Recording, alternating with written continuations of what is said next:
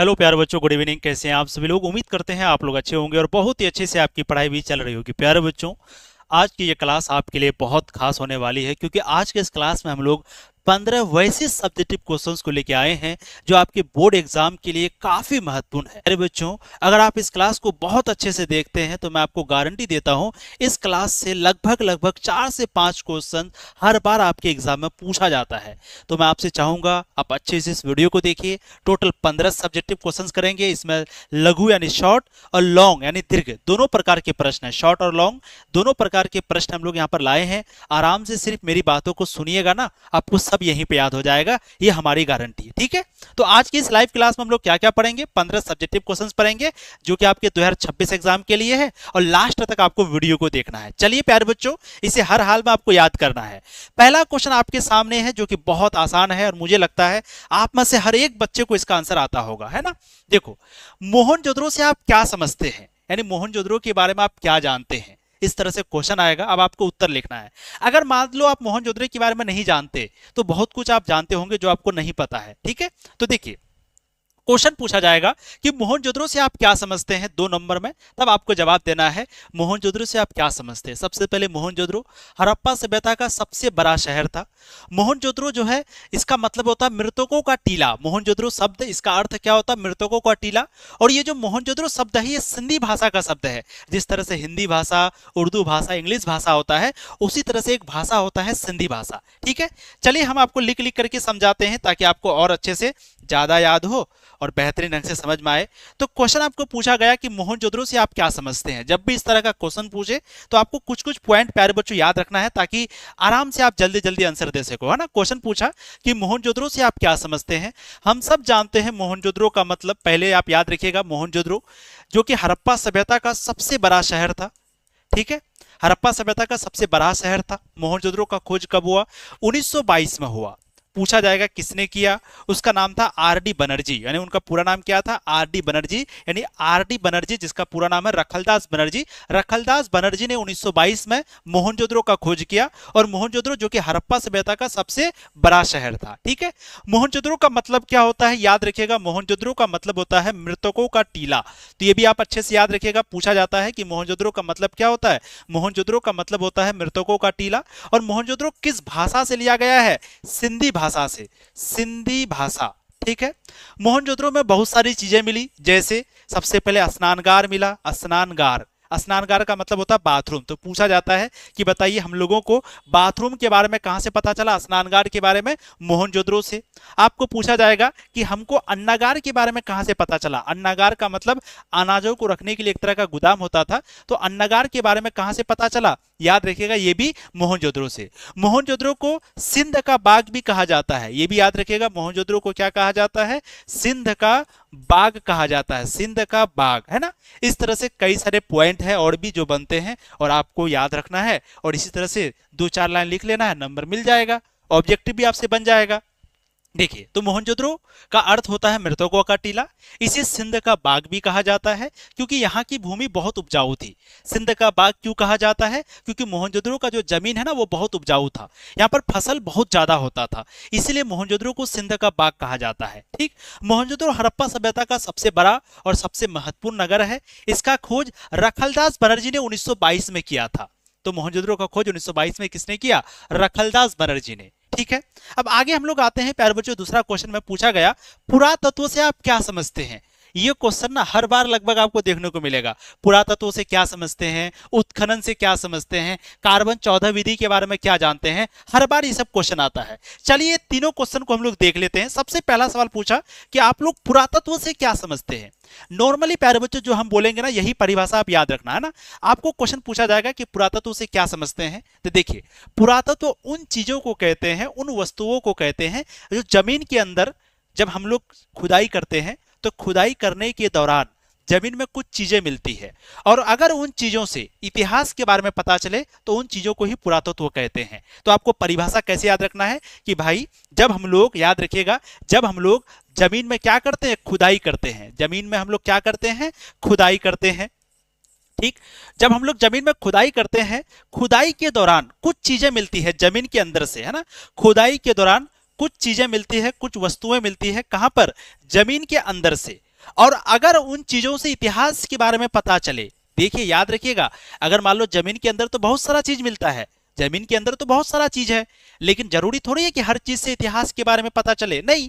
तो अगर हम लोग किसी जमीन की खुदाई करते हैं और खुदाई के दौरान कुछ चीजें अगर जमीन के अंदर मिलता है, जेसीबी से मान लो कुछ खोद रहे हैं और कुछ चीजें मिला हमको, और उन चीजों से अगर इतिहास के बारे में पता चले, किसी चीज के बारे में पता चले, तो इन चीजों को हम लोग पुरातत्व कहेंगे। जैसे मुहर, अब मुहर के बारे में तो आप जानते हैं, जब हम लोग क्या कहते हैं खुदाई करते हैं तो मुहर मिलता है, मुहर से इतिहास के बारे में पता चलता है। जैसे अभिलेख, अभिलेख आपको पता है जब हम लोग खुदाई करते हैं तो अभिलेख मिलता है, अभिलेख से भी इतिहास के बारे में पता चलता है। जैसे सिक्का, सिक्का भी क्या है, तो सिक्का भी जमीन के अंदर से मिलता है, ये भी क्या है, पुरातत्व है। क्या आपसे अगर हम पूछेंगे कि क्या साहित्य पुरातत्व है, जल्दी से बोलो, क्या किसी भी साहित्य को पुरातत्व कहेंगे? आपका जवाब होगा नहीं, साहित्य पुरातत्व नहीं आता है। सिक्का, अभिलेख, मोहर ये सभी पुरातत्व में आता है।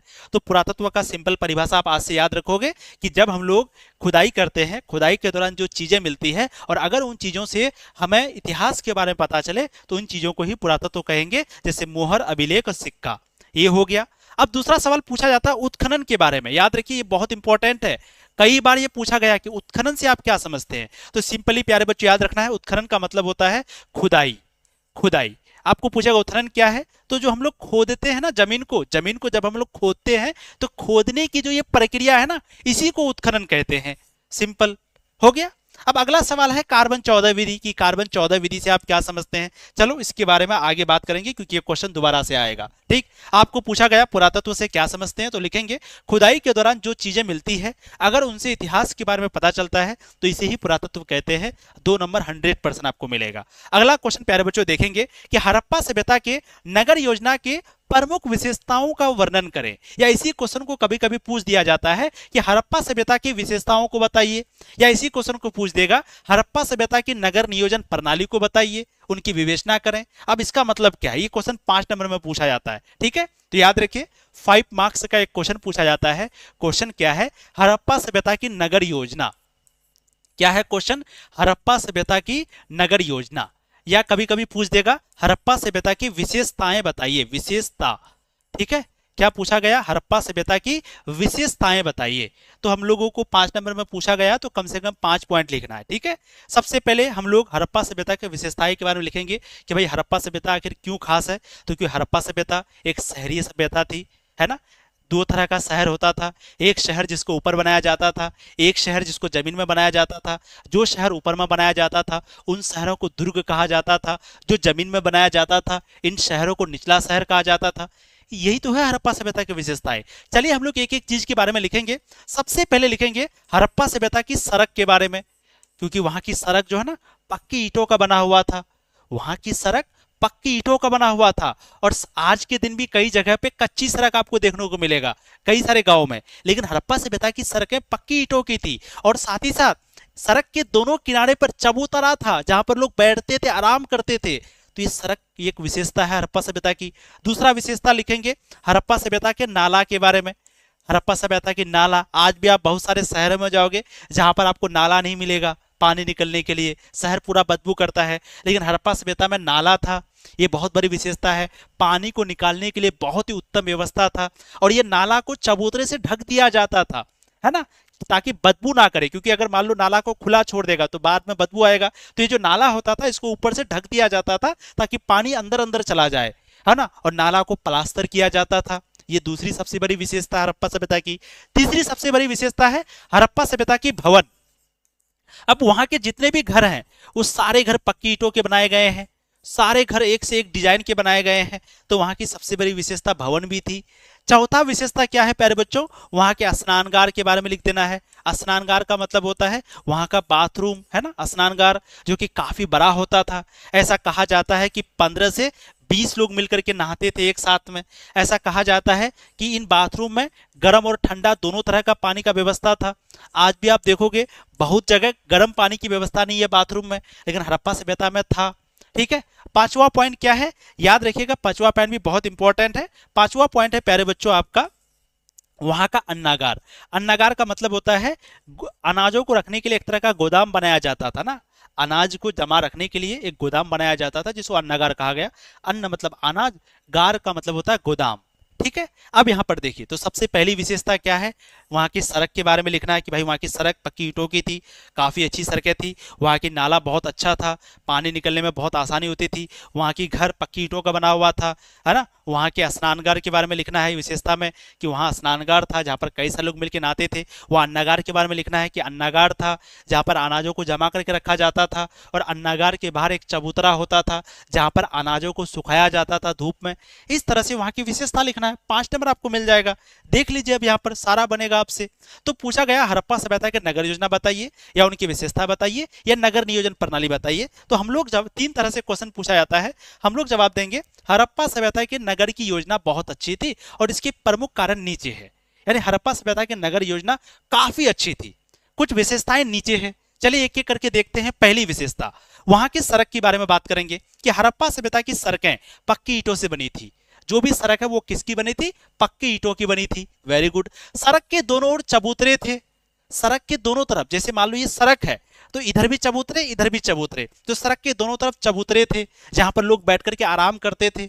और एक सड़क दूसरे सड़क को समकोण पर काटता था। मतलब क्या, नॉर्मली कि जैसे देखोगे आज के दिन सड़क कैसा होता है, एक सड़क मान लो ऐसा है, मान लो मेन रोड ऐसा है, ठीक है, तो एक सड़क ऐसे होता है, एक इधर से ऐसे ऐसे ऐसे होता है, टेढ़ा मेढ़ा ऐसे ऐसे होता है। लेकिन हड़प्पा सभ्यता की जो सड़कें हैं वो एकदम सीधी सीधी थी। एक सड़क अगर ऐसे है तो एक सड़क सीधा ऐसे, एक सड़क सीधा ऐसे, एकदम सीधा। इसी को कहते हैं समकोण पर काटती थी। यानी एक सड़क अगर ऐसे होता था तो दूसरा सड़क सीधा, समकोण, ऐसे ऐसे ऐसे ऐसे, सांप वाला नहीं। समझ गए आप चीजों को, ऐसे बनाया जाता था वहां पर सड़कें। तो वही चीज कहा गया कि हड़प्पा सभ्यता की सड़कें पक्की ईंटों से बनी थी। सड़क दोनों ओर चबूतरे थे, सड़क के दोनों तरफ चबूतरे थे जहां पर लोग बैठ के आराम करते थे। आप देखोगे सड़क के दोनों किनारे पर अगर चबूतरा वगैरह बना हुआ ना, आज भी लोग आराम करते हैं। समझ गए। और सड़क एक दूसरे को समकोण पर काटती थी, है ना। और बड़ी सड़क से कई सारी छोटी छोटी सड़कें जुड़ी हुई थी। एक बड़ी सड़क होती थी और इससे कई सारी छोटी छोटी सड़कें जुड़ी हुई होती थी।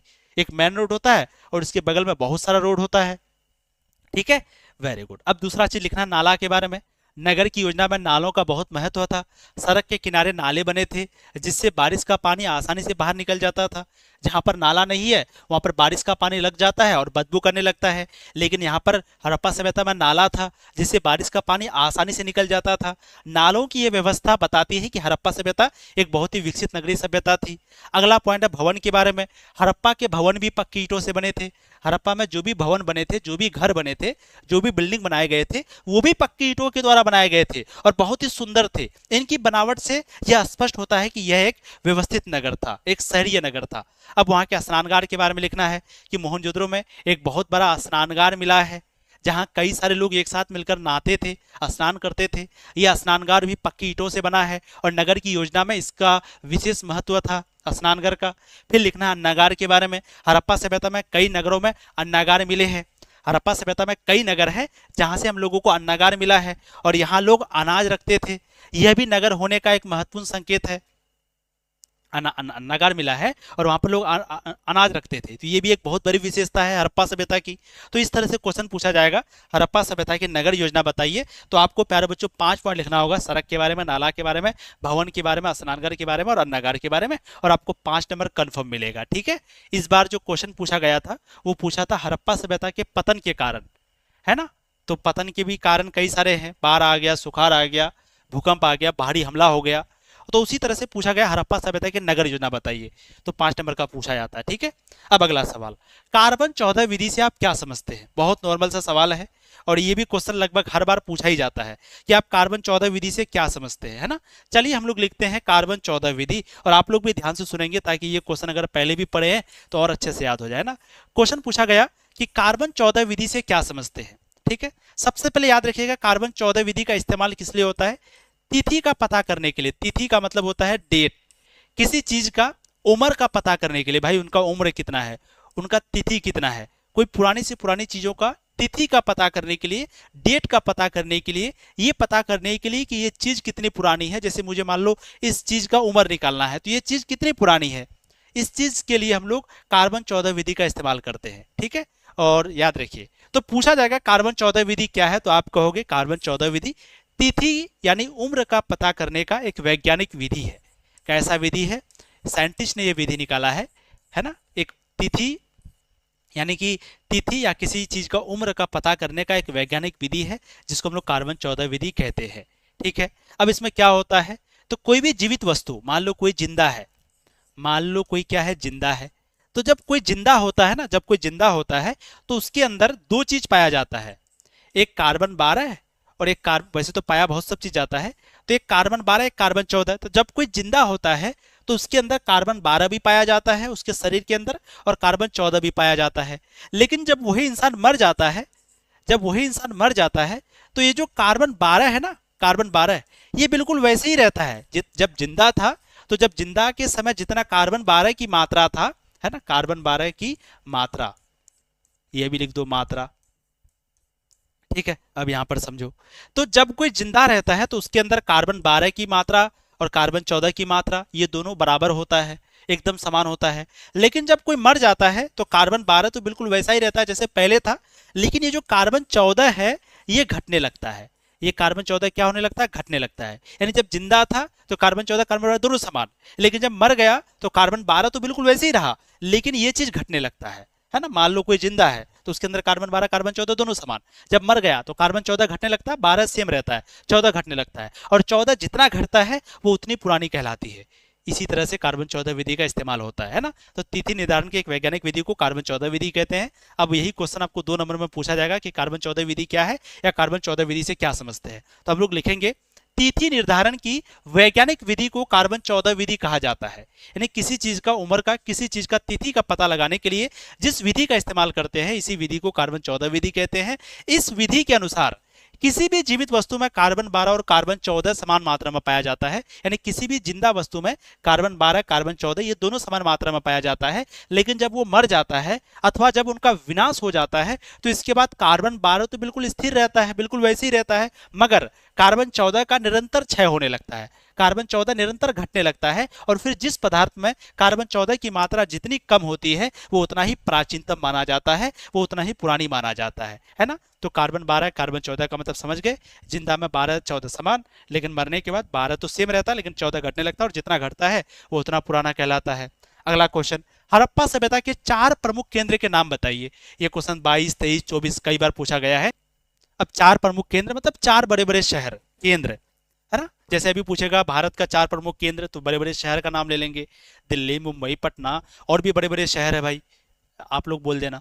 तो उसी तरह से 4 प्रमुख केंद्र बता रहा है हड़प्पा सभ्यता के। तो हम लोग एक हड़प्पा जानते हैं, एक मोहनजोदड़ो जानते हैं, एक जानते हैं धोलावीरा, एक जानते हैं लोथल, बनावली, ये सब जानते हैं। तो 4 ही पूछा है, चलो हम लोग एक एक करके लिखते हैं।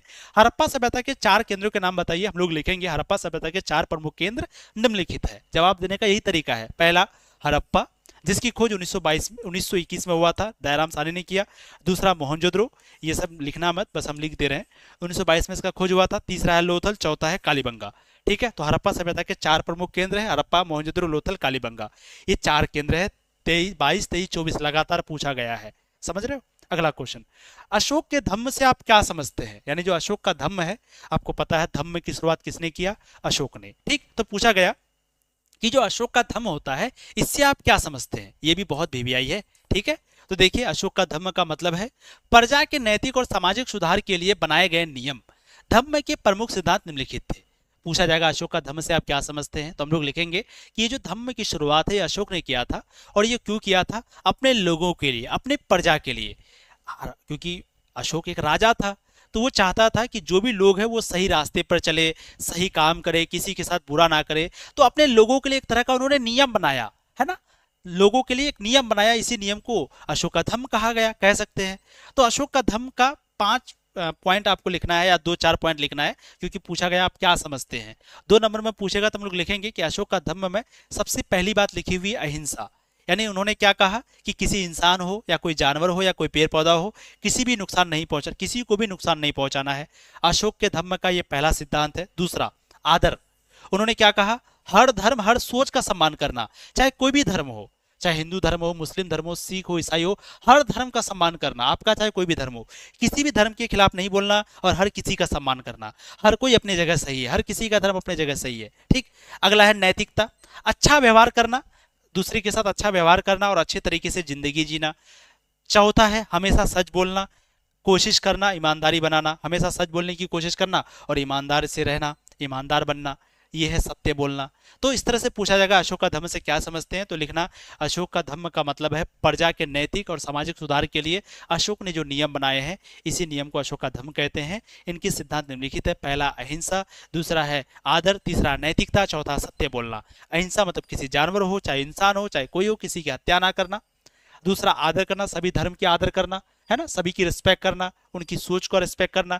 नैतिकता, अच्छे से व्यवहार करना, सबके साथ व्यवहार करना। सत्य बोलना, अच्छे से बोलना, सच बोलना, ईमानदारी से बोलना। ठीक है, अगला सवाल है कि कलिंग युद्ध से आप क्या समझते हैं, या कलिंग युद्ध का अशोक पर क्या प्रभाव पड़ा।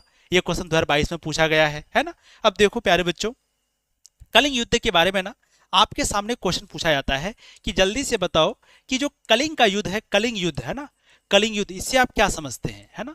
सबसे पहला सवाल पूछा गया कलिंग युद्ध क्या है, या कलिंग युद्ध से आप क्या समझते हैं, या कलिंग युद्ध का अशोक पर क्या प्रभाव पड़ा। लगभग यही जवाब देना, क्योंकि ज्यादातर यही पूछा जाता है कि कलिंग युद्ध का अशोक पर क्या प्रभाव पड़ा।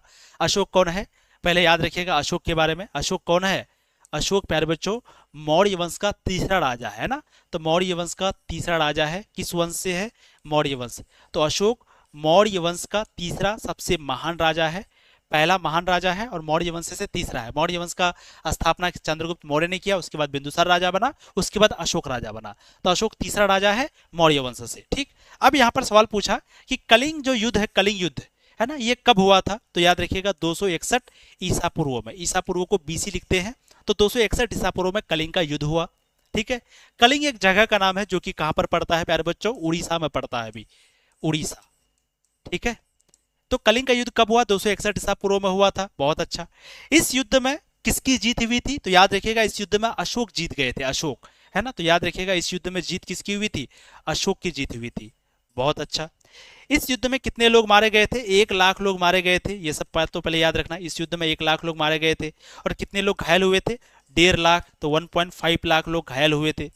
इस युद्ध के बाद अशोक पर क्या प्रभाव पड़ा, तो इस युद्ध के बाद अशोक का पूरी तरह से जिंदगी ही बदल गया। क्या हुआ, सबसे पहले अहिंसा, अशोक ने युद्ध करना बंद कर दिया। कहा कि आज के बाद कोई युद्ध नहीं होगा, आज के बाद युद्ध नहीं होगा, बल्कि क्या होगा, आज के बाद धम्म का प्रचार होगा, धम्म। तो अशोक ने क्या किया, कलिंग का जो युद्ध हुआ, क्योंकि इस युद्ध में लाखों लोग मारे गए थे, 1 लाख लोग, नॉर्मल मत समझिए, एक लोग नहीं मारा है, कोई एक मर जाता कितना दिक्कत हो, 1 लाख लोग मारे गए थे, 1.5 लाख लोग घायल हुए थे। तो इसके बाद जो अशोक का दिल है ना, वो पूरी तरह पिघल गया, है ना। और उसके बाद उसकी जिंदगी बदल गया। पहला, उन्होंने युद्ध करना बंद कर दिया, कहा कि आज के बाद कोई युद्ध नहीं होगी। अब क्या होगा, अब धम्म का प्रचार होगा। उन्होंने क्या कहा, अहिंसा को छोड़ दिया, अहिंसा, अहिंसा मतलब होता है खून खराबा। उन्होंने सॉरी सॉरी सॉरी हिंसा को छोड़ दिया, उन्होंने अहिंसा नहीं, उन्होंने हिंसा को छोड़ दिया। अब क्या कहा कि आज के बाद से क्या होगी, अहिंसा होगी, यानी कोई खून खराबा नहीं होगा। ठीक है, फिर उनकी जो जिंदगी है पूरी तरह से बदल गई। क्यों, क्योंकि उन्होंने बौद्ध धर्म छोड़ दिया। कौन सा धर्म छोड़ दिया प्यारे बच्चों, जैन धर्म। यार हम सब उल्टा क्यों बोल रहे हैं, सारा उल्टा बोल रहे हैं, क्या बात है। उन्होंने जैन धर्म छोड़ दिया, और जैन धर्म छोड़ करके बौद्ध धर्म को अपना लिया, है ना। तो उन्होंने जैन धर्म छोड़ दिया, और कौन सा धर्म को अपनाया, तो अशोक की इन्होंने बौद्ध धर्म को अपनाया। जैन धर्म को छोड़ करके बौद्ध धर्म को अपना लिया, कौन, अशोक। उसके बाद अशोक इसी दिन से लोगों की भलाई करना शुरू कर दिया, है ना, लोगों की भलाई। यानी कहा कि भाई बहुत युद्ध कर लिए, अब क्या करेंगे, लोगों के लिए काम करेंगे, अपनी प्रजा के लिए काम करेंगे, लोगों के कल्याण के लिए काम करेंगे, मेहनत करेंगे और अपने साम्राज्य को फैलाएंगे। और इन्होंने बौद्ध धर्म का प्रचार प्रसार बहुत ज्यादा किया। तो इस तरह से अशोक का जिंदगी पूरी तरह से बदल गया। ठीक है, चलिए मनीषा रानी कह रही आई लव यू सर, चलिए love you too all of you. आगे देखो, अगला देखें। तो क्वेश्चन क्या था, कलिंग युद्ध पर, कलिंग युद्ध का अशोक पर क्या प्रभाव पड़ा, 2022 में पूछा गया। तो लिखेंगे कलिंग युद्ध का अशोक पर निम्नलिखित प्रभाव पड़ा। पहला, कलिंग युद्ध के बाद अशोक का जीवन पूरी तरह बदल गया, उनका जिंदगी पूरी तरह बदल गया। जब युद्ध में इतना खून खराबा देखा ना, रक्तपात, है ना, युद्ध में हुए खून खराबा को देखकर, युद्ध में हुए रक्तपात को देखकर अशोक ने हिंसा छोड़ दिया और अहिंसा बन गए, अहिंसा की पुजारी बन गए कहो तो। हिंसा खून खराबा छोड़ दिया, खून वगैरह देख करके। उसी दिन से वो मांसाहारी छोड़ दिया, पूरी तरह से छोड़ दिया, शाकाहारी अपना लिया, है ना, मांसाहारी छोड़ दिया और शिकार करना छोड़ दिया। पहले शिकार करता था, जानवरों को मार के खाता था, अब ये सब चीज छोड़ दिया। अशोक ने बौद्ध धर्म अपना लिया और इसे राजधर्म बना दिया। उसी दिन जैन धर्म छोड़ के बौद्ध धर्म अपना लिया और बौद्ध धर्म को राजधर्म बनाया। कहा कि अब सब लोग बौद्ध धर्म के अनुसार चलेंगे। ठीक, उसने युद्ध के बजाय धम्म का प्रचार करना शुरू कर दिया, युद्ध छोड़ दिया और धम्म का प्रचार प्रसार किया।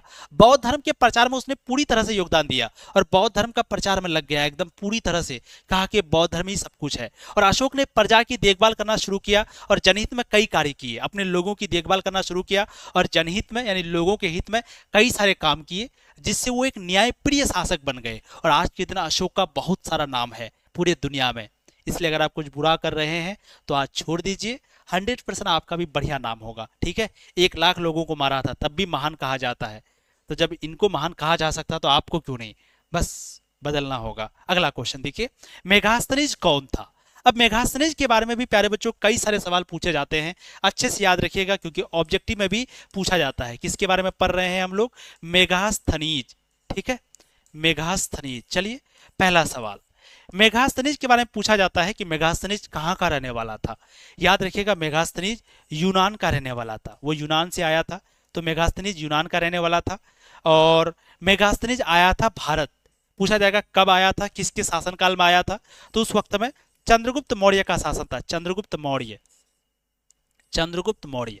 तो चंद्रगुप्त मौर्य के शासनकाल में, चंद्रगुप्त मौर्य के शासनकाल में मेगास्थनीज भारत आया था। ठीक, मेगास्थनीज जो कि यूनान का रहने वाला था और यूनान का उस वक्त में राजा कौन था, सेल्यूकस।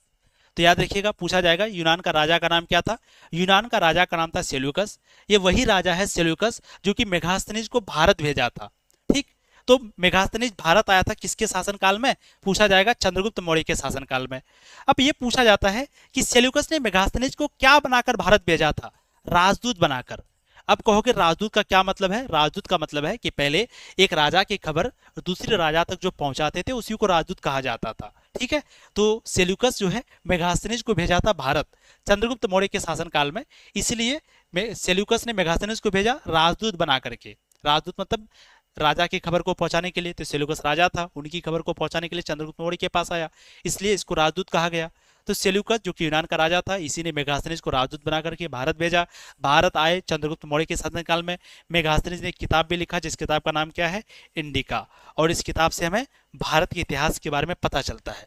ये सब चीज़ तो आता है, यही सब चीज़ तो लिखना है। देखो मेगास्थनीज कौन था, मेगास्थनीज चंद्रगुप्त मौर्य के दरबार में एक यूनानी राजदूत था, यानी चंद्रगुप्त मौर्य के दरबार में आया था, चंद्रगुप्त मौर्य के शासनकाल में आया था, यूनान का रहने वाला था, एक राजदूत था, जिसे किसने भेजा, सेल्यूकस ने भेजा था, है ना, जिसे भारत किसने भेजा, सेल्यूकस ने। मेगास्थनीज ने अपनी यात्रा के दौरान अनुभवों को इंडिका नामक पुस्तक में लिखा। मेगास्थनीज जब घूम रहे थे, तो जैसे आज हम लोग घूमते हैं तो क्या करते हैं, फोटो लेते हैं, ऐसी फोटो लेते हैं, ऐसी फोटो लेते हैं, है ना, जब हम लोग घूमते हैं तो। और उसी तरह जब मेगास्थनीज, उस समय तो मोबाइल फोन ये सब नहीं था, तो मेगास्थनीज जब घूमते थे तो घूमते दौरान उन्होंने एक किताब लिखा, इस किताब का नाम है इंडिका। और इस पुस्तक में उसने भारत के भौगोलिक पर्यावरण के बारे में, यानी इस किताब में, इंडिका किताब में, भारत के पर्यावरण के बारे में, भारत के समाज के बारे में, भारत के कौन कौन से धर्म है इसके बारे में, राजनीति के बारे में, भारत के प्रशासन के बारे में, हर एक चीज़ के बारे में उन्होंने अपनी किताब इंडिका में लिखा। और आज हम लोग उसी किताब को पढ़ते हैं और उस समय के बारे में पढ़ते हैं कि उस समय हमारा भारत कैसा था, ये सब कैसे पता चलता है, इसी इंडिका किताब से, है ना। Very good. अगला क्वेश्चन देखिए, इतिहास के लेखन में अभिलेखों का क्या महत्व है। ये क्वेश्चन बहुत इंपॉर्टेंट है, पूछा जाता है कि इतिहास के लेखन में अभिलेखों का क्या महत्व है। सबसे पहले हम लोग समझते हैं कि जब कोई इतिहासकार इतिहास लिखने के लिए आता है तो वो कैसे इतिहास लिखता है ना। जैसे हम लोग हड़प्पा सभ्यता के बारे में पढ़ते हैं तो हम लोग कैसे पढ़ते हैं, क्या हम लोग उस समय जिंदा थे, क्या जो इस किताब को लिखा है, हड़प्पा सभ्यता के बारे में जो लिखा है, क्या वो इंसान उस समय जिंदा था 4000 साल पहले।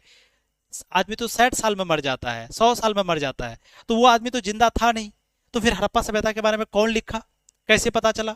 तो भाई हड़प्पा सभ्यता के बारे में हाल ही में लिखा गया है, 1921 में ही उसके बारे में पता चला, उससे पहले किसी को पता भी नहीं था। और पता किसने किया, दयाराम साहनी ने। दयाराम साहनी ने कैसे पता किया, अभिलेखों से, पुराने पुरानी चीजों से।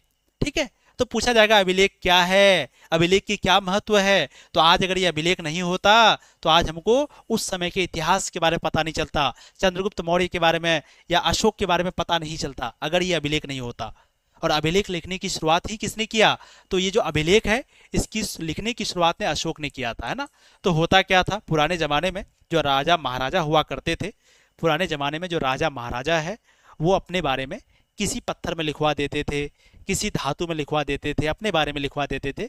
तो पुराने समय में राजा महाराजा अपने बारे में किसी अभिलेख में, किसी पत्थर में, किसी धातु में लिखवा देते थे, और उन्हीं चीज़ों को पढ़ के आज हमें राजा के बारे में पता चलता है, उस राजा के बारे में जिन्होंने लिखवाया था, उस समय के इतिहास के बारे में पता चलता है उन्हीं अभिलेखों को पढ़ के। ठीक है, तो देखिए इतिहास के लेखन में अभिलेख का महत्वपूर्ण योगदान है। पूछा गया अभिलेख का क्या महत्व है, तो लिखेंगे इतिहास को लिखने में अभिलेख का बहुत महत्वपूर्ण योगदान है। प्राचीन काल में राजाओं के समय जो घटनाएं घटती थी, राजा उन्हें अभिलेख में लिखा देते थे। प्राचीन काल में यानी पुराने समय में राजाओं के आसपास जो भी घटनाएं होता था, जो भी घटना घटती थी, वो सारी चीजों को अभिलेख में लिखा देते थे। जब हम अभिलेख का अध्ययन करते हैं तो हमें प्राचीन काल के इतिहास के बारे में पता चलता है, और अभिलेख लिखवाने की शुरुआत अशोक ने की थी। ठीक है, तो याद रखिएगा इतिहास के लेखन में अभिलेखों का क्या महत्व है। इतिहास के लेखन में अभिलेखों का काफी महत्वपूर्ण है। पुराने समय में राजा महाराजा अपने बारे में अभिलेखों में लिखवा देते थे, उन्हीं अभिलेख को पढ़ते हैं और आज हमें राजा महाराजा के बारे में पता चलता है, इसलिए अभिलेख का काफी महत्व है। और अभिलेख लिखने की शुरुआत अशोक ने किया था। हम लोग इस तरह से जवाब देंगे। अगला क्वेश्चन पूछा गया प्यारे बच्चों, दीर्घ उत्तरीय प्रश्न है, 5 नंबर में पूछा जाता है। क्वेश्चन पूछा गया कि मौर्य साम्राज्य के पतन के कौन कौन से कारण थे। आप सबको पता है मौर्य साम्राज्य के बारे में। मौर्य साम्राज्य जिसकी स्थापना किसने किया, चंद्रगुप्त मौर्य ने किया। ठीक है, चंद्रगुप्त मौर्य ने नंदवंश के अंतिम शासक जिनका नाम था घनानंद, उसको हराया और फिर चंद्रगुप्त मौर्य ने मौर्य वंश की स्थापना किया। ठीक है, अब यहां पर क्वेश्चन पूछा कि मौर्य वंश खत्म हो गया, इसके पीछे क्या कारण था। मौर्य वंश जो पतन हो गया, जो खत्म हो गया, इसके पीछे क्या क्या कारण था। दूसरा चीज पूछा गया अशोक कहां तक जिम्मेदार है, यानी क्योंकि आपको पता है सबसे महान राजा कौन था, अशोक था। तो अशोक कहां तक जिम्मेदार है मौर्य वंश को खत्म करने में, या फिर मौर्य वंश के खत्म हो जाने में अशोक की क्या क्या भूमिका है, बेसिकली उत्तरदायी है, जवाबदेही है। तो चलिए हम लोग लिखते हैं, एक एक चीजों को लिखते हैं, थोड़ा सा समझते हैं, है ना। सबसे पहले हम लोग जानते हैं मौर्य साम्राज्य के बारे में। बहुत सारे क्वेश्चन आते हैं मौर्य साम्राज्य से। ठीक है, चलिए देखिए पहला सवाल कि जो मौर्य साम्राज्य है इसकी शुरुआत किसने किया, चंद्रगुप्त मौर्य ने किया, जो कि आपको बहुत अच्छे से पता है। चंद्रगुप्त मौर्य ने क्या किया था, चंद्रगुप्त मौर्य ने मौर्य साम्राज्य की स्थापना किया था। और किसको हराया था चंद्रगुप्त मौर्य, तो नंदवंश का अंतिम राजा घनानंद को हराया था और मौर्य साम्राज्य की शुरुआत हुआ, है ना। अब आगे हम लोग देखेंगे कि मौर्य साम्राज्य के पतन होने का क्या कारण था, यानी ये मौर्य साम्राज्य खत्म कैसे हो गया, इसका पतन कैसे हो गया, कैसे खत्म हो गया। तो पहला पॉइंट बताया जाता है कि ये जो मौर्य साम्राज्य था ना, ये खत्म होने का पहला कारण बताया जाता है अशोक को ही। क्यों, क्योंकि प्यारे बच्चों आपको पता है अशोक जो है काफी शक्तिशाली राजा था। अशोक बहुत शक्तिशाली राजा था, बहुत ज्यादा ताकतवर था। लेकिन जब अशोक की मृत्यु हो गई, जब अशोक मर गए, जब उनकी मृत्यु हो गई, तो इनके मर जाने के बाद कोई उतना अच्छा राजा आया ही नहीं।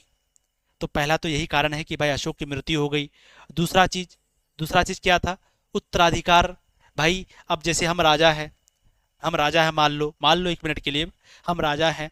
अब मेरे बाद राजा कौन बनेगा, मान लो मेरा 4 बेटा है, अब चारों में से कौन राजा बनेगा, पहला बेटा, दूसरा बेटा, तीसरा बेटा। मान लो मेरा कोई बेटा नहीं है, अब राजा कौन बनेगा, तो इसके लिए दिक्कत हो रही थी। इसको कहते हैं उत्तराधिकार, यानी मेरे बाद जो आएगा वो उत्तराधिकार कहलाएगा। हम राजा है, मेरे बाद जो राजा बनेगा वो क्या कहलाएगा, उत्तराधिकार। हम टीचर हैं, मेरे बाद जो टीचर आएगा मेरे जगह पे वो क्या कहलाएगा, उत्तराधिकार।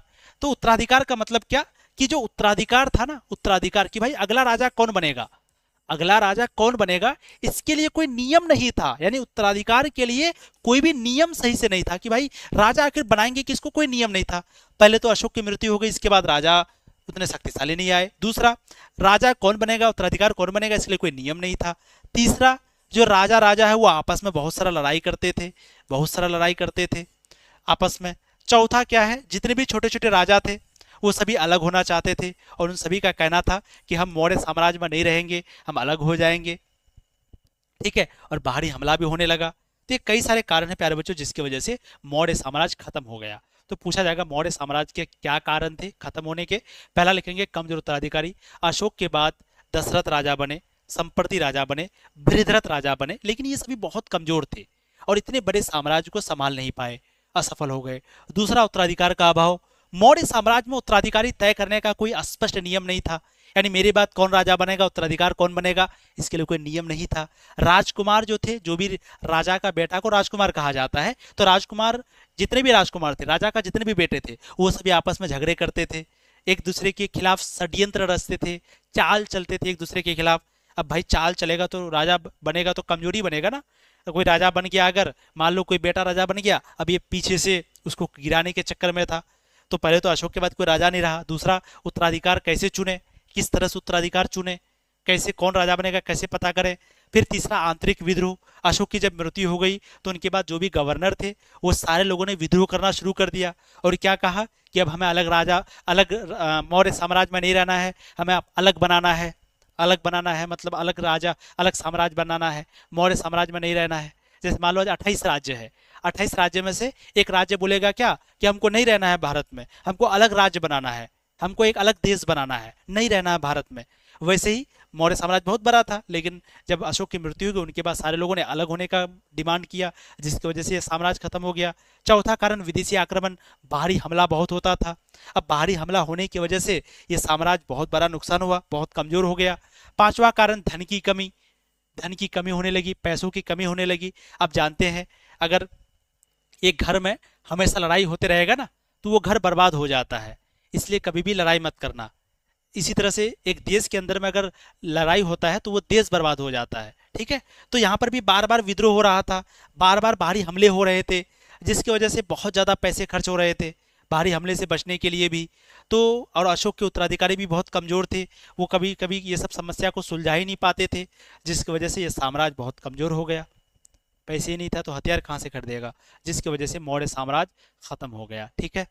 चलो अगला सवाल प्यारे बच्चों, सती प्रथा से आप क्या समझते हैं, है ना, यानी सती प्रथा से आप क्या समझते हैं। तो सती प्रथा तो जानते ही हैं, जब उनकी पति की मृत्यु हो जाती थी तो पति के मर जाने के बाद पत्नी को भी मर जाना पड़ता था, इसी को सती प्रथा कहते हैं ना।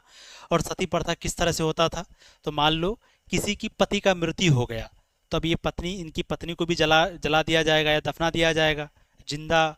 मान लो किसी की पति मर गया तो अब उनकी पत्नी भले ही जिंदा है उनको भी मार दिया जाएगा या दफना दिया जाएगा, जला दिया जाएगा। और कैसे होता था, जैसे किसी की पति मर गया तो वो लड़की को पहले महंगे कपड़ा पहनाया जाता था, पहले नहाया जाता था, फिर महंगे कपड़ा पहनाया जाता था, फिर घोड़े में बैठा दिया जाता था, फिर एक हाथ में एक नारियल, एक हाथ में एक शीशा दिया जाता था जिसमें वो अपने चेहरा देख सके। फिर वो धीरे धीरे घोड़ा में बैठ के जाती थी, फिर ढोल वगैरह बजते थे, बहुत ज़्यादा नाग नगरे वगैरह ये सब बजते थे, और फिर वो लड़की को लास्ट में आग में ढकेल दिया जाता था। इस तरह से सती प्रथा होता था, समझ गए। चलो जी, अब देखो सती प्रथा से क्या समझते हैं, वर्णन करें तो प्राचीन काल से ही हिंदू धर्म में कुरीतियां चली आ रही थी, है ना, जिसको हम लोग क्या कहते हैं, जिसका पहली बार पता चला एरन सागर अभिलेख से। तो पूछा जाएगा सती प्रथा के बारे में हमें कहाँ से पता चला तो सती प्रथा के बारे में एरन सागर अभिलेख से पता चला। तो पुराने समय से ही हिंदू धर्म में कुरीतियां थी, जिसका पहली बार पता चला है एरन सागर अभिलेख से। उसी समय से जिन महिलाओं के पति मर जाता था उनको सती होना पड़ता था, यानी कि आग में जलना पड़ता था। इसी प्रथा को सती प्रथा के नाम से जानते हैं। सती प्रथा को रोकने का सबसे पहला काम अकबर ने करवाया। सती प्रथा को, ये जो सती प्रथा था इसको खत्म करने का काम अकबर ने करवाया। उसके बाद फिर राजा राम मोहन राय आए, ये राजा राम मोहन राय आए। अकबर ने बंद करने का कोशिश किया, नहीं हो पाया। फिर आया राजा राम मोहन राय और इन्होंने भारत के governor general Lord William Bentinck की सहायता से यह कानून बनाया कि अगर किसी ने सती प्रथा को अंजाम दिया तो उसे कड़ी से कड़ी सजा दी जाएगी। ठीक है, क्या बोला इसने, बोला यानी उसके बाद राजा राममोहन राय ने भारत के governor general Lord William Bentinck की सहायता से यह कानून बनाया। पहले तो अकबर ने इस कानून सती प्रथा को रोकने का काम किया, अकबर राजा था। फिर अकबर से नहीं रुका तो फिर राजा राममोहन राय आया और इन्होंने सती प्रथा को बंद करवाया। कैसे, तो गवर्नर जनरल का नाम था लॉर्ड विलियम बेंटिक, है ना, एक गवर्नर जनरल था जिसका नाम था लॉर्ड विलियम बेंटिक। इसी के सहायता से राममोहन राय ने क्या किया, सती प्रथा को बंद किया और कहा कि अगर इस तरह का काम दोबारा से कोई किया तो उनको कानूनी सजा दी जाएगी, कड़ी से कड़ी सजा दी जाएगी। अगला सवाल, त्रिपिटक क्या है या त्रिपिटक के बारे में आप क्या जानते हैं। तो त्रिपिटक का मतलब होता है तीन टोकरी। त्रिपिटक में क्या होता था प्यारे बच्चों, गौतम बुद्ध ने जो भी बातें कही, गौतम बुद्ध ने जो भी बातें कही उन सारी बातों को एक किताब में जमा किया गया। उन्हीं किताब को एक टोकरी में लिख रखा गया, टोकरी में यानी कि एक बॉक्स में। इसी को कहते हैं त्रिपिटक। त्रिपिटक का मतलब तीन टोकरी यानी तीन बक्सा। एक बक्सा का नाम है सुत्त पिटक, एक का नाम है अभिधम्म पिटक, एक का नाम है विनय पिटक। इन तीनों पिटक को मिला के कहा जाता है त्रिपिटक। तो पूछा गया त्रिपिटक क्या है, त्रिपिटक के बारे में आप क्या जानते हैं। तो त्रिपिटक का मतलब होता है तीन टोकरी, जिसमें किसको रखा जाता है, किताब को रखा जाता है। तो त्रिपिटक का मतलब तीन टोकरी होता है और इसमें किताब को रखा जाता है और ये क्या होता है, तो जब गौतम बुद्ध की मृत्यु हो गई तो गौतम बुद्ध के मर जाने के बाद उनके अनुयायियों ने, उनके लोगों ने उनकी शिक्षाओं को जमा किया 3 पीटक में, एक विनय पीटक में, सुत्त पीटक में, अभिधम्म पीटक में। इन्हें ही संयुक्त रूप से त्रिपीटक कहते हैं। तो त्रिपीटक का मतलब 3 टोकरी होता है। गौतम बुद्ध के मर जाने के बाद उनके द्वारा जो भी बातें कही गई उनको जमा करके रखा गया, इसी को त्रिपीटक कहते हैं। त्रिपीटक, संयुक्त अभिधम्म पीटक, विनय पीटक और सुत्त पीटक, इन तीनों पीटक को मिला के त्रिपीटक कहते हैं। अगला सवाल, 1857 के विद्रोह के 4 प्रमुख केंद्र और उनके नेताओं के नाम बताइए। जैसे पूछा गया हड़प्पा सभ्यता का 4 केंद्र बताइए, तो हम लोगों ने क्या कहा, हड़प्पा, मोहनजोदड़ो, धोलावीरा, लोथल, बनावली, कालीबंगा, ये सभी क्या है, केंद्र है। तो उसी तरह पूछा 1857 की क्रांति के 4 केंद्र बताइए, तो हम लोग क्या कहेंगे, 1857 की क्रांति कहाँ कहाँ हुई थी, दिल्ली में हुई, मेरठ में हुई, उसके बाद बिहार में हुई, उसके बाद और कहाँ हुआ था, जगदीशपुर में हुआ था, लखनऊ में हुआ था, इस तरह कई सारे जगह पे हुआ था। तो ये सभी जगहों को क्या कहेंगे, केंद्र कहेंगे। और पूछा गया कि 1857 की क्रांति का केंद्र बताइए कि कहाँ कहाँ हुआ था और वहां पर नेता कौन कौन था। यानी 1857 की क्रांति हुआ था, 1857 की क्रांति यानी 1857 का आंदोलन हुआ था, पूरे भारत में अलग अलग जगह पर यह आंदोलन हुआ था। तो कौन से जगह पर कौन सा नेता था। जैसे बात करेंगे दिल्ली, तो दिल्ली से बहादुर शाह जफर थे, दिल्ली में भी एक क्रांति हुआ था, दिल्ली का नेता कौन था, बहादुर शाह जफर। लखनऊ में भी ये क्रांति हुआ था, लखनऊ में कौन थी, बेगम हजरत महल। कानपुर में भी 1857 की क्रांति हुआ था, कानपुर में नेता कौन था, नाना साहेब और तात्या टोपे। तो उनके प्रमुख केंद्र और नेताओं के नाम पूछा है ना, तो हम लोग लिखेंगे सबसे पहले कि सबसे पहला जो 1857 के विद्रोह के 4 केंद्र पूछा है, तो पहला केंद्र दिल्ली, दिल्ली से इस क्रांति को कौन नेतृत्व कर रहे थे, बहादुर शाह जफर। झांसी में भी क्रांति हो रहा था, झांसी में नेता कौन था इस क्रांति का, रानी लक्ष्मीबाई। जगदीशपुर बिहार में भी क्रांति हो रहा था, यहाँ पर नेता कौन था, कुंवर सिंह। लखनऊ में भी हो रहा था, यहाँ पर नेता कौन थी, बेगम हजरत महल। कानपुर में भी हो रहा था, यहाँ पर नेता कौन था, नाना साहेब और तात्या टोपे, है ना। उसी तरह पटना में हो रहा था, पटना में नेता कौन था, पीरली। तो ये सभी नेता का नाम है जो उन्होंने इस क्रांति को किया, और वो जगह का नाम है ये क्रांति जहां पर हुआ। अगला क्वेश्चन पूछा गया, गौतम बुद्ध की जीवनी को लिखें। ये भी क्वेश्चन बहुत इंपॉर्टेंट है, पूछा जाता है गौतम बुद्ध के बारे में बताइए या गौतम बुद्ध की जीवनी लिखिए। उनका जन्म कब हुआ, जन्म कहाँ हुआ, किस तरह हुआ, उन्होंने कहाँ पर शिक्षा की प्राप्ति किया, है ना। तो एक चीज याद रखिएगा, उनका जो जन्म है प्यारे बच्चों 563 में हुआ था, ये चीज याद रखिएगा। और है ना, सही है। चलिए, तो उनका जो जन्म है 563 में हुआ था और 80 साल ये जीवित रहे थे, 483 में इनकी मृत्यु हो गई थी। ठीक है, तो आपको क्वेश्चन पूछा गौतम बुद्ध की जीवनी लिखे, है ना। गौतम बुद्ध की जीवनी का मतलब मैंने क्या बताया आपको कि गौतम बुद्ध के बारे में पूछा है आपको कि भाई गौतम बुद्ध का जन्म कब हुआ, गौतम बुद्ध का जन्म कहाँ हुआ, उन्होंने क्या क्या किया, उनकी जीवनी बताना, उनके जीवन के बारे में बताना है। ठीक है, तो चलिए, ये ऑब्जेक्टिव भी बहुत सारा पूछा जाता है यहाँ से। सबसे पहले लिखिएगा गौतम बुद्ध का जन्म कहाँ पर हुआ, है ना। तो हम सब जानते हैं कि गौतम बुद्ध का जो जन्म है प्यारे बच्चों वो हुआ था लुबनी में। कहाँ पर हुआ, लुबनी, है ना, लुबनी में हुआ था। लुबनी कहाँ पर पड़ता है, नेपाल में पड़ता है। तो गौतम बुद्ध का जन्म लुम्बिनी में हुआ, लुम्बिनी में हुआ जो कि नेपाल में पड़ता है। और कब हुआ था, 563 में, 563 ईसा पूर्व में गौतम बुद्ध का जन्म हुआ लुम्बिनी नेपाल में। ठीक है, गौतम बुद्ध ने इनका बचपन का नाम क्या था, सिद्धार्थ था। तो ये भी क्वेश्चन पूछा जाता है कि गौतम बुद्ध का बचपन का नाम क्या था। गौतम बुद्ध का बचपन का नाम सिद्धार्थ था, बहुत अच्छा। गौतम बुद्ध के माता का नाम, पिता का नाम, है ना। तो ये याद रखिएगा कि गौतम बुद्ध के जो माता थे इनका नाम क्या था, महामाया। गौतम बुद्ध की माता का नाम क्या था, महामाया, महामाया। ठीक है, पूछा जाता है गौतम बुद्ध के पिता का नाम क्या था प्यारे बच्चों, ये भी याद रखिएगा कि गौतम बुद्ध के जो पिता थे उनका नाम था शुद्धोदन।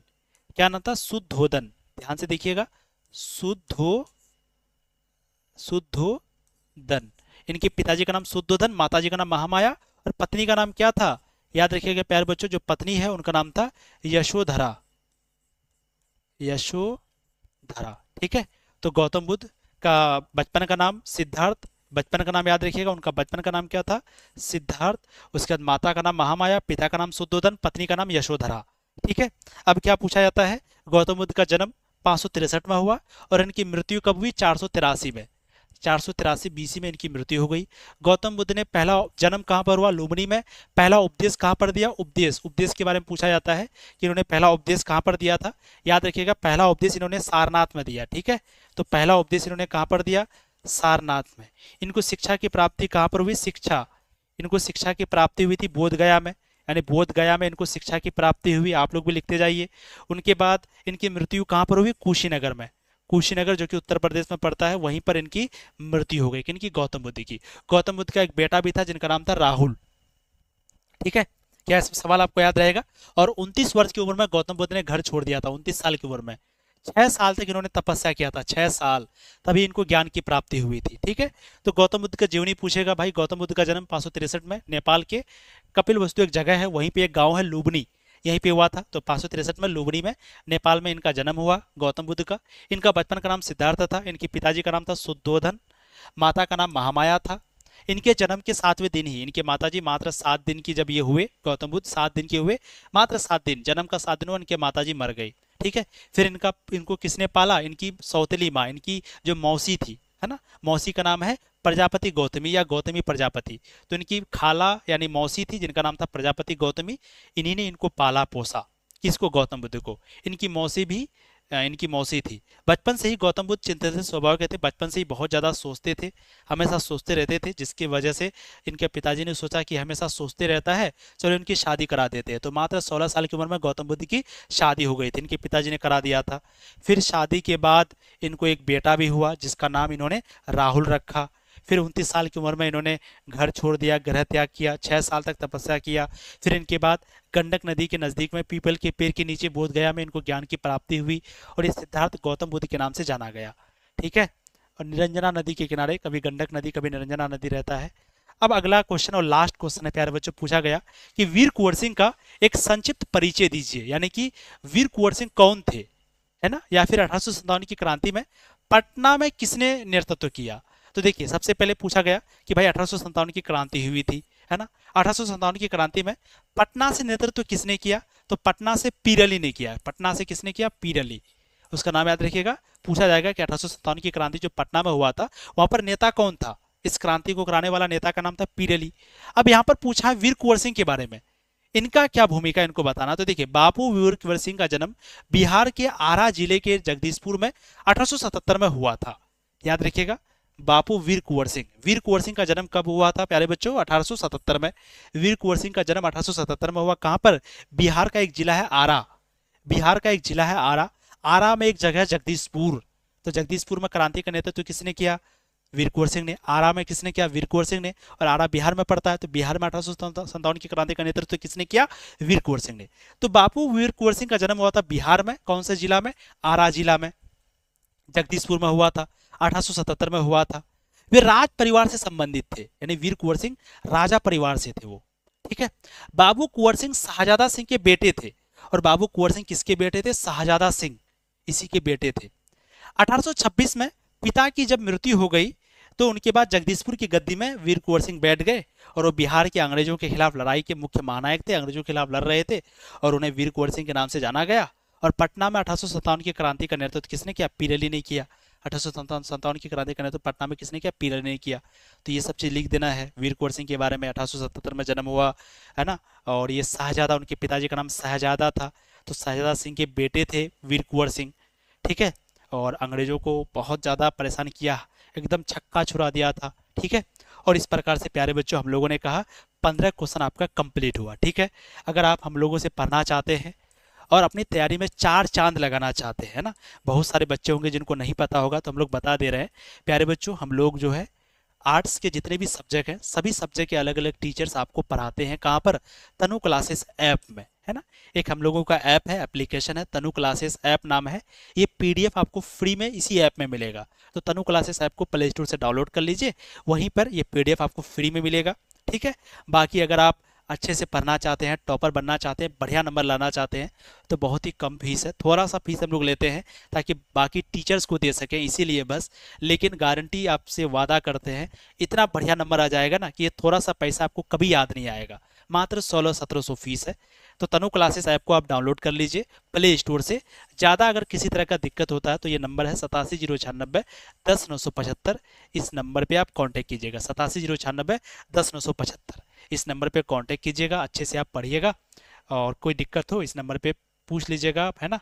ऐप को डाउनलोड करके सफलता बैच को ज्वाइन करिए, वहाँ पर टेस्ट होता है हर वीकली में, हर चैप्टर के ख़त्म होने के बाद पीडीएफ मिलता है है ना। लाइव क्लास होती है जहाँ पर आप डाउट पूछ सकते हैं, हर एक फैसिलिटी होता है। डाउट सबसे बड़ी चीज़ होती है। लाइव क्लास होती है, अलग अलग सब्जेक्ट के अलग अलग टीचर हैं, अच्छे से आपको पढ़ाते हैं। ठीक है, कैसा लगा आपको आज का ये क्लास, जल्दी से बताइए। क्या उस गली में कभी तेरा जाना हुआ, जहाँ से जमाने को गुजरे जमाना हुआ। मेरा समय तो वहीं पे है ठहरा हुआ। बताओ तुम्हें क्या मेरे साथ क्या क्या हुआ। चलो यही हमारी लाइफ है अभी, ठीक है। सर आप पढ़ाते हैं, आए हैं या गाने? अरे दोनों कर लेते हैं। ये लाइन दोबारा से। चलो आगे सुनो। नदियाँ का पानी भी खामोश बहता यहाँ, खिली चांदनी में छिपी लाख खामोशियाँ। बारिश की बूंदों की होती कहाँ है जुबां, सुलगते दिलों में है खामोश उठता धुआं। हमको यही लाइन अच्छा लगता है कि क्या उस गली में कभी तेरा जाना हुआ, जहाँ से जमाने को गुजरे जमाना हुआ। मेरा समय तो वहीं पे है ठहरा हुआ। बताओ तुम्हें क्या मेरे साथ क्या क्या हुआ। चलिए, थैंक यू सो मच प्यारे बच्चों, बहुत अच्छा से सुना दिए। वाह वाह वाह, थैंक यू, क्या बात है। तनु तनु पाठशाला पर वीडियो कब आएगा? जल्द ही आ जाएगा। टीचर लोग ढूंढ ढांड कर रहे हैं, अच्छे अच्छे टीचर आना चाहिए ना। जो सो टीचर लाएंगे फिर आप लोग कहोगे दिल पर लग गई सर। चलो थैंक यू सो मच। कभी कभी मन करता है सुनाने का, बाकी हमेशा तो नहीं, ठीक है। सर आप बहुत, है ना, बहुत अच्छा गाते हैं जूही सिंह। सर आप इतना तो मुस्कुरा लेते हैं, ऐसा कौन सा दर्द है जिसको हंस के छुपा लेते हैं।